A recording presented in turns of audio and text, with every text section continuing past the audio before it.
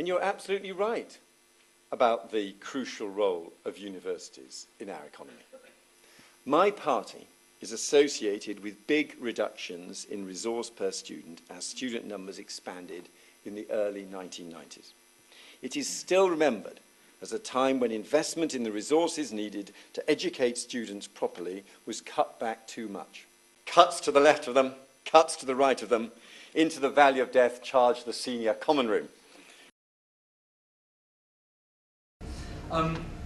What I wanted to do was spend, if Lee lets me, 20 minutes or so, just to talk mostly about why I believe there is an assault on universities, and then I hope we'll have a discussion about what we'll be doing about it and strategies for resistance. The book was conceived pretty, I do remember the moment, because it was the 9th of December, is that right, 9th of December last year when the tuition fees went through, 9th of December, me and my co-editor were standing in Parliament Square when everything was kicking off and thinking, what can we do? We weren't right at the front, so we thought, as you know, academics, we brought lots of people with us, and we thought one of the things, not the only thing, but one of the things we would do would be, knowing that the fees issue was likely to rise and fall, there are broader questions, and one of the questions is, what is a university for? In whose interest are universities run? What is wrong with them at the moment?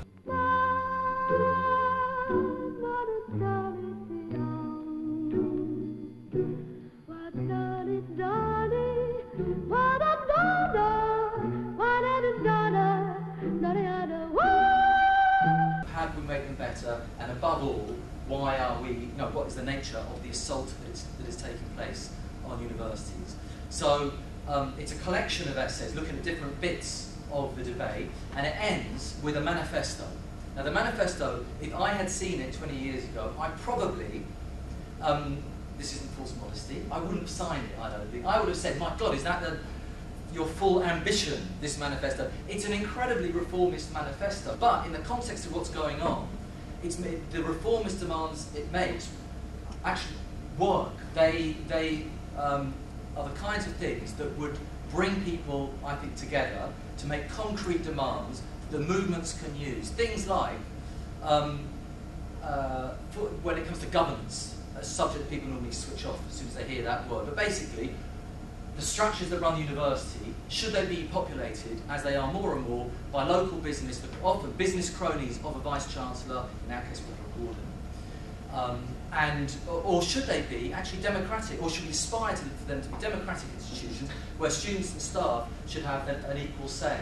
And so a demand like that, a very basic demand, which is, why is it that the UK spends a lower proportion of its GDP on universities than many, many other countries, including that bastion of public education, the United States of America? You know, this is an easy demand that we should be raising GDP. We should be meeting people's expectations, aspirations, and all of this. But I want to spend the time just trying to sketch out why what's the nature of the assault. Another anecdote, I guess it's particularly fitting because the Philosophy Society has organised this, is the kind of system we have now is best encapsulated by one event that happened last year, which was the transfer, I can't remember using that kind of language, the fact that philosophy at Middlesex was kicked out. Now, I'm sure you were involved in the campaign, but what happened is that the most successful department in that university, in terms of its research rankings, was decimated. Not because they were troublesome people, which they most definitely were. They were cranky left-wing philosophers who would be wonderful or a nightmare to work, depending on your university. They weren't got rid of for that. They actually just thought there is no value in keeping it going, teaching. You can reduce staff costs, and what's so brilliant about this is that the QE money, the research money that had come into the university, would stay with the university, even if the unit transferred elsewhere, which it did. The academics went somewhere else. The money stayed at Middlesex, even though there was not a philosophy research department there. That tells you a lot about the kind of system we have now, let alone what the recent reforms, and I'm going to concentrate mostly on the white paper, reforms are set to do to the whole culture and nature of universities. And I'll just speak about three particular things. Privatisation, which I'm sure obviously you're very familiar with, polarisation, and then ending on power. Is that all right? Okay, now privatisation is the kind of thing that I'm sure everyone is involved with. I hate to think of the number of campaigns you may have had here already over privatisation, but the white paper embeds privatisation in a whole number of new ways. And privatisation has affected and will affect universities in an enormous number of different ways. And I think we need to be very sensitive to the differences. It isn't just one single thing by any stretch of the imagination. The headline, not surprisingly, is the idea that there will be a transfer of assets. In other words, you basically get an existing institution, which are charities, transferring into the for-profit, into the into a commercial institution, so which will be bought up by private capital. Now, there's a section in the white paper that talks about it. They're going to have consultations on it. They're having a dozen consultations because it's a brilliant way of splitting up any opposition. Who the hell's got time to even think of 12 different things? So that's one element. And there are rumours that there are speculators and entrepreneurs sniffing around particular campuses, and we know they've had lots of meetings with the civil servants and with Willits, the university's minister. That's one scenario. And, the rumour is that one institution could well be taken over in the next year. But I think privatisation works at so many more different levels. It works at the outsourcing level, which I presume you enjoy the fruits of outsourcing and probably campaigned against it here. Catering, accommodation, you name it. We had a very good campaign at Goldsmiths where they were trying to effectively privatise the recruitment and teaching of international students, and we said no. But these aren't our big companies we're dealing with. In terms of accommodation, and I don't know who runs it here, but the main private accommodation provider, Universities Partnership Programme, is majority owned by Barclays Capital. It's worth £1 billion. This is just one tiny section of higher education. So these things are being discussed in the business community. You hear more and more people talking about where is the next area in which to invest. I don't mean across the world, I mean in terms of the sectors. And you wouldn't believe the extent to which university, higher education is seen as, in their words, under-leveraged sector. In other words, there is a lot of money to be made, which is presently not being made for private companies because of all these annoying regulations. It's an under-leveraged sector.